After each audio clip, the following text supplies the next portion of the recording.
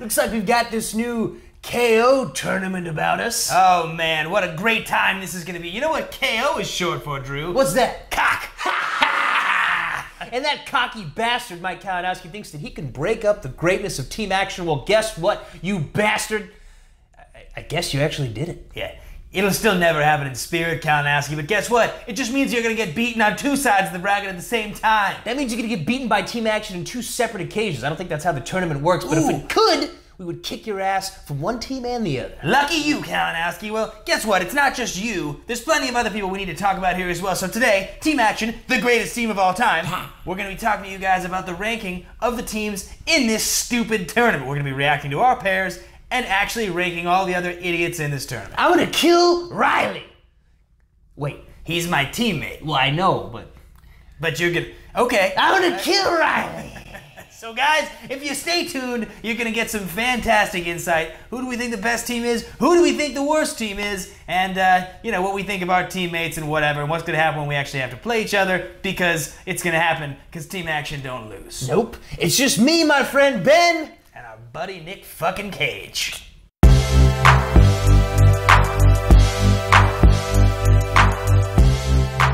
All right, guys, we're back. We're here. It's me and Drew and the Wolf's Head Kane. We have lots to talk about. We do. What's up, everybody? What's up, guys? We're back. So glad those guys left. Yeah, those guys are a lot to handle. Those guys are a real piece of work. Yeah, their security team, however, very polite gentlemen. I gotta say, I kind of love the idea of the tournament. Yeah, I really do. It's great. I think it's cool. I think it's a cool way to mix it up. You get so comfortable in your ways and playing your same everything. Right. I think with your partner. I mean, you and I are still gonna be the same, but like, right. You know, I wonder like teams like top 10. You know, where you've got such a big personality on one side, and then like, not that Nost isn't a big personality, but he's just much more of a silent assassin. He's a member of the Horsemen. He is a member of the Horsemen. That is true. But I just kind of wonder about teams like that. Right. There's a lot of interesting things. So our teams are. I am currently paired with Mark Riley. Yep. And you are currently paired with Rachel Cushing. Yeah, and I mean, we have two of the best partners in the whole league. Yeah, seriously. If I was going to rank in terms of pure trivia knowledge, myself taken out of the equation, you taken out of the equation, I think Cushing and Riley are both in the top 10. I mean, maybe in the top 5. Yeah, I mean, it's hard to say just because Riley hasn't played in like a year. Cushing's a top 5 player. Yeah, Cushing's definitely a top 5 player. Yeah, and Riley, I mean, Riley could be a top 5 player also. He just hasn't played in a while. Yeah, and I'm sure he still is. I'm sure. I mean, he watches all the matches religiously. He's always there working. How do you feel about yours? Are you really excited, or? I'm pretty stoked on my team, to be honest. Like, I'm a big Riley fan. I think he's great. So it's you and Riley with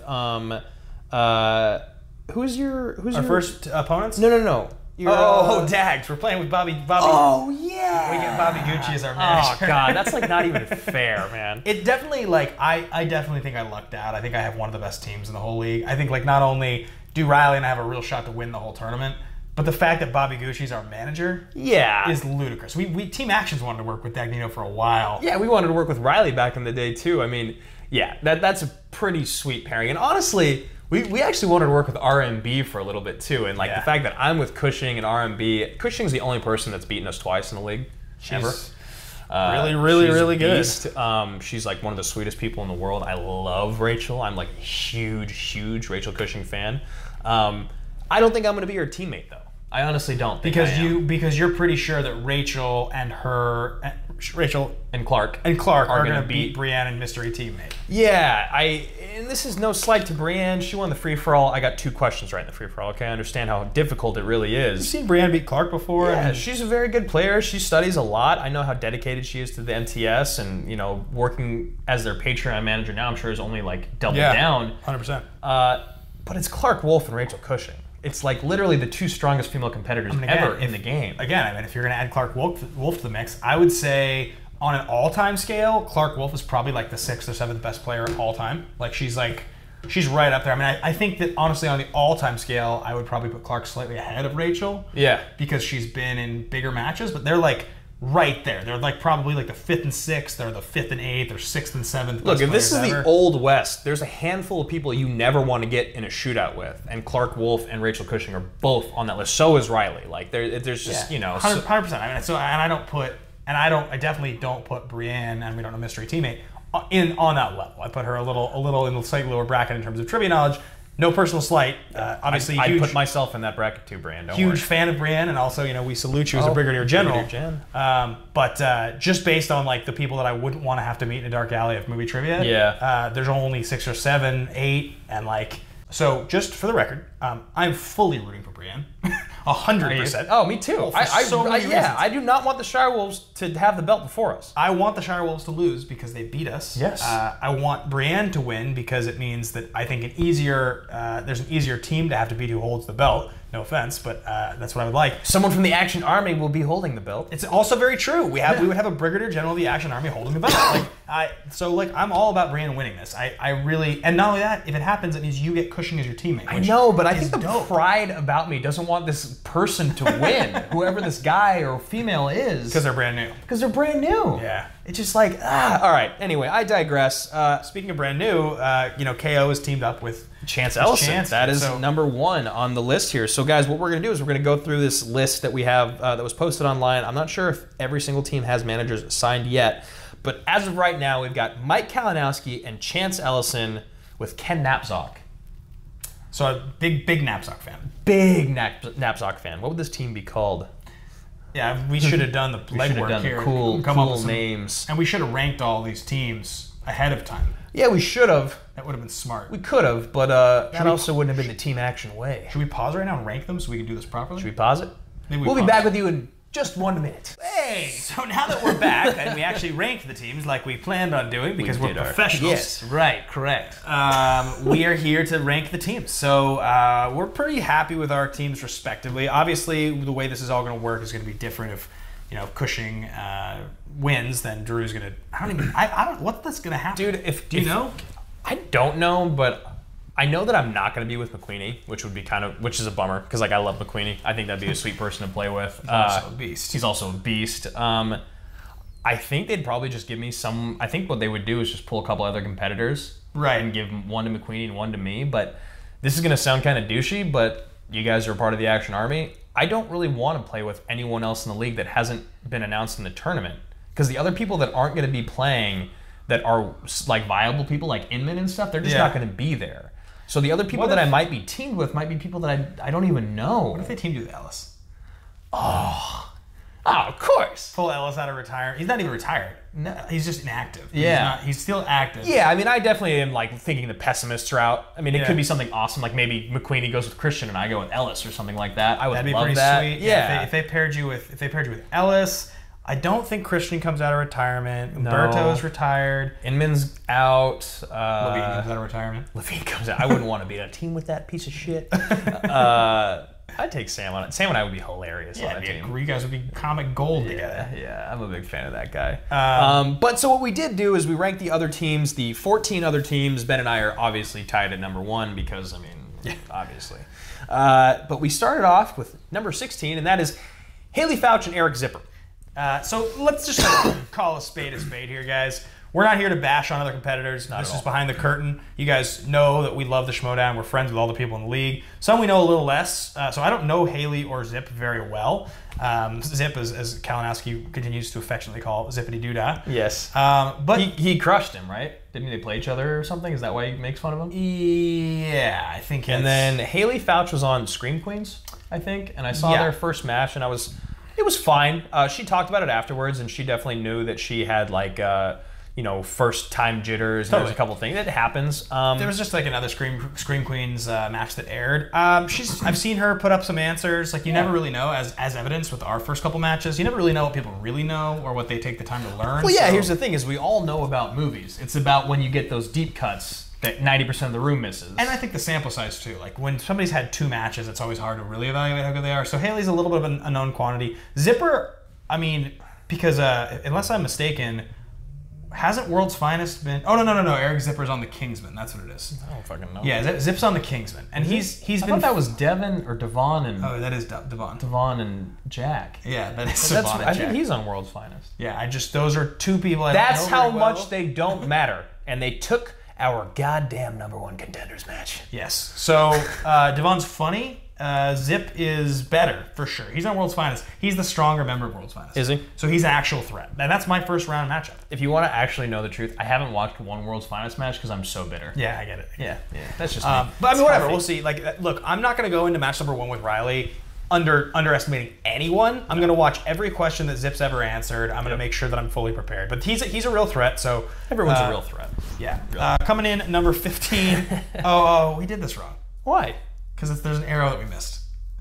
That's supposed to be team... Oh, they're supposed to be ranked 15th because the 16th place team we just gave a leg up to, and it's the Wild Bears. They're The last only place team that withstood the anarchy is ranked last. They were supposed to be last. We actually put them a spot higher, and then we were like, nah, they're definitely last. They're definitely the worst. Yeah. Look, I love them. I love these guys. You even said it, though. They'll probably be drunk. Yeah, probably. It's like that's their thing. And they don't care to win. They're going to sell a lot of t-shirts. They are going to sell a lot of t-shirts. They've beaten us. Yeah, they like...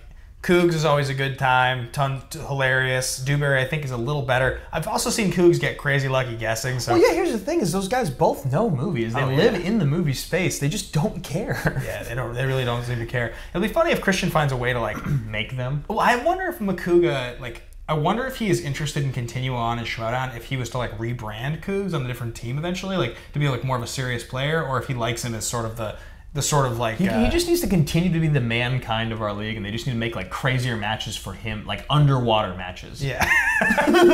Schmoedown underwater Cougs. That's tweet at Makuga about a Schmoedown underwater match. I'd watch it. Yeah, I'd watch the shit out of that. All right, coming in at 14th, we've got someone that Ben defeated recently. Coming in 14th, we've got Sean Gerber and Scott Mance. Scott Mance. So yeah, Mance obviously... is no longer on the movie release date slice. He's not. I wonder, I haven't played a match since I got the slice. I wonder if it's when I play the Roka match, if they're going to put the slice in just so I can have it in the game. I mean, I hope so. It's a sweet slice. It's a sweet slice. It's a sweet slice. It's awesome. I hope so. I haven't seen it yet. Yeah. Mance is so bitter. Yeah. Yeah, like, but also, as we have seen, I played a match against Mance. Mance missed 3 questions. He can be a complete savage. He really can. And so we kind of broke the thing into different categories. And the team that we placed right above them was Stacey Howard and Winston Marshall. And Winston Marshall. Wait. Yeah. And that was because we feel like Gerber and Mance might be more... You and I balance each other out really well, and I think that's a thing that teams need a lot. And I think that the balance that comes from Winston and Howard will actually be more, it'll be more dominant than Gerber's and Mance's. I feel like theirs is more pigeonholed into the same types of movies. Well, I mean, Winston and what's his name? Sorry, I'm mixing up here. Winston and Sean. So Sean Gerber hosts Superhero News, and Winston is World's Finest. So they're both in the superhero movie space. Which gotcha. So is everybody. Right. The difference there then is that Stacey versus Mance, and Mance, so Mance is capable of having one of those crazy dates, just on general movie knowledge, whereas Stacey. What's really interesting about Stacey is, like, as we've said, you were raised with sisters. I was raised with a dad who action movies. So if they get like rom-coms in round 2, or like musicals Stacey loves, or dance movies. It's a male-dominant league, so one of the strengths that a lot of the female competitors have is that, like, if you were raised and, like, your mom took you to a lot of movies, there are movies that the demographic is more women. Like, that's just the way movies are marketed. So I didn't watch that many rom-coms growing up. You did. I watched a ton. I don't know what Stacey watched growing up, but I have noticed that she's pretty well-rounded in some of the categories that a lot of the male competitors are a little weaker in. So it's possible. But then again, the problem is that Stacey and Winston are having to play at the live again with Roka and Merle. That's the... Oh, they do? That's the round 1 matchup. Oh. They're going to get crushed. Yeah. Bad news. Yeah, that's real bad for them. Oh, well. Yeah. That's still... I still think they do better than the other teams that we talked about. So up next we have... Matt Atchley and Alonzo Duralde. Look, I think Matt Atchley is horrible at playing the game. I like the guy, and I know that he knows a lot about movies, but he always has a question about the game. Like, can I repeat this, or how does this work? He's super inconsistent. I mean, like, early on, Tomatoes was a real team. When they switched over to MODOK, they had a title shot. It was really close. It was a great match. But we've also seen Atchley get sloppy, forget how to play the game, forget how to do, the buzzer, just a bunch of times, like, he's gotten kind of sloppy, and, like, you can't do that in this game. This is not the kind of thing where it's literally MMA in the sense that you can't, like, miss a any small mistake is detrimental. Right. It can ruin everything. It's like if your footwork is wrong at the wrong moment, you're gonna get a takedown. Yeah. So it's like if you screw up when you're trying to hit the buzzer and you take too long, you're gonna hit the lose. buzzer and you go, done. You're done. And like again, this isn't a championship match, and Ashley has proven himself, but I just don't have a lot of faith in him. And then honestly, I don't really even know who the other guy is. You said he's good. Well, here's what Alonso Duralde is most famous for in the Schmodown. He's one of the clear the table guys with Draco. He's the 5th guy at the table. So it's I believe, if I remember correctly, it's McQueenie,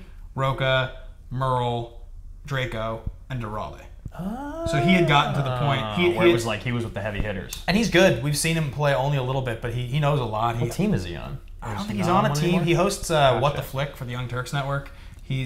That's where I've seen him. Yeah, he knows a lot about movies. I mean, and look, don't get me twisted on this. In a round 1 matchup, that team right there could be the real deal because absolutely, they both know a ton about movies. Absolutely. This is getting down to the nitty-gritty. This is like if these teams were down to the finals, we're talking chemistry, movie knowledge, just like everything that boils down to what we think makes a great competitor. And we could be wrong about a lot of these. This next one is a very interesting one as well because I don't know who Hyuk is. Mark Hyuk or something?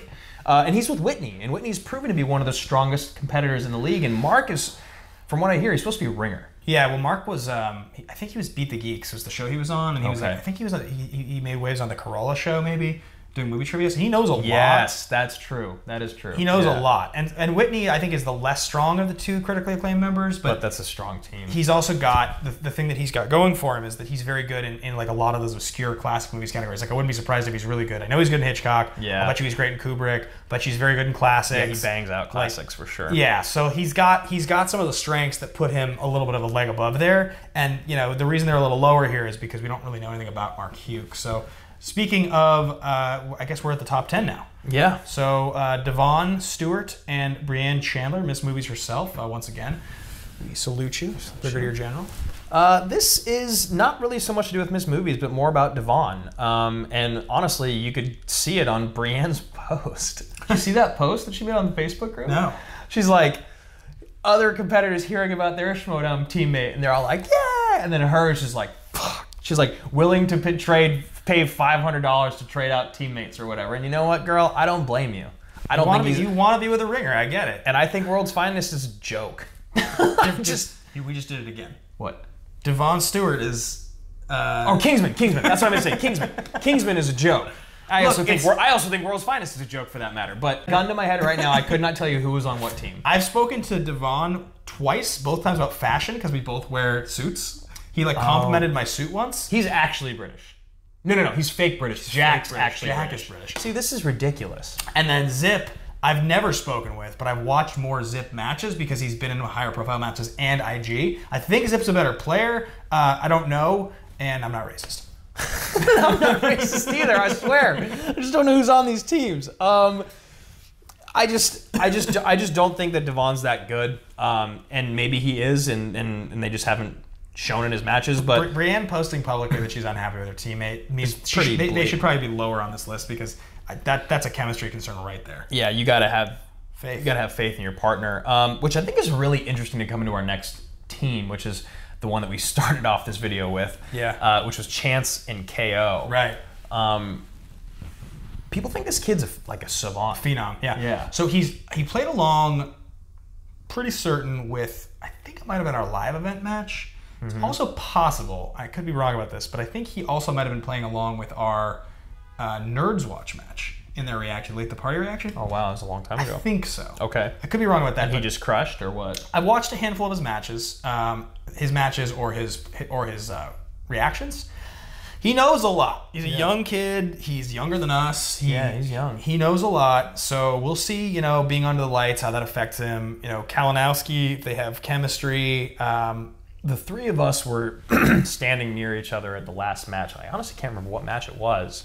But I was pretty impressed with Chance. I think Mike and I both were. We kind of gave each other that look of like, that look of like, damn, this kid knows things that you did not think he was going to know. There were some pretty deep cuts in there. So, and that with Mike rolling on his, he's kind of been on a roll lately. Yeah, KO. I mean, he's obviously the whole tournament is based around sort of his personality right now, and he's been winning in IG, and His last loss in teams came in our hands. It sure did. That was a sweet win. It was a very good win. It was probably the best win of his career. Oh, wait. Yeah.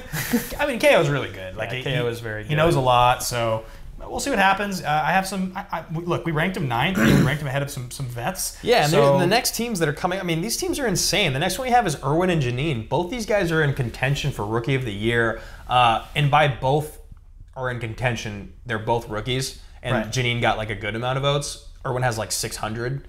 I mean, the guy's a freak. I would say on, just base, pure knowledge, there is no player right now that I'm sort of like more blown away by what they know than Erwin. Janine has really, really come into her own. Her personality's been terrific. She's really the only rookie that's really, and like Erwin has a sweet, like his like producer thing I love, but Janine's like really taken on what the Schmodown used to be, and like the characters and the entrances and the outfits, and she does a great job. She's terrific, and she's just quite good at movie trivia. Like she was very close in that 3-way match at the there's collision. And we all have those tough misses. She had a really tough one there, but I think that team is going to be very, very strong.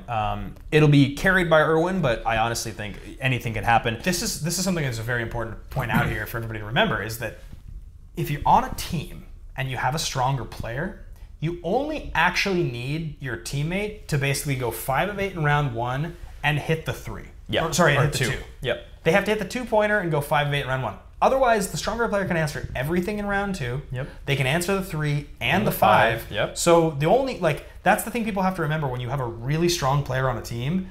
One really strong player is able to pull along a weaker player. So any of these top teams, like that one where it's like Janine's pretty good, but Erwin's a savage. Yeah.